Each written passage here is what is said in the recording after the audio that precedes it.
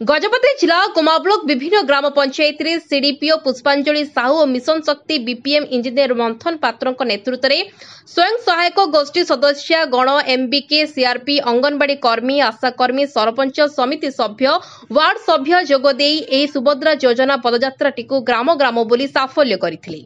एही पदयात्रा समय सेमाने प्रति ग्राम साही बुली सुभद्रा योजना संपर्क में लोकमानंकु अवगत कराइबा सह सुभद्रा रथ परिक्रमा करथिले। आसंता 17 तारिख प्रधानमंत्री श्री नरेंद्र मोदी जन्मदिन में आरंभ होगाकु जाउथिबा एही योजनार प्रथम किस्ती 17 तारिख में मिलिबो बोली मुख्यमंत्री श्री मोहन माझी घोषणा करिसेंती। ए अवसर में बिना मूल्य रे सुभद्रा योजना आवेदन 5 वर्ष रे 50,000 टंका 10टी किस्ती रे विश्व महिला दिवस रे 5,000 और राखी पूर्णिमा अवसर में 5,000 प्रदान करा संपर्क में लोकमानंकु बुझाइथिले।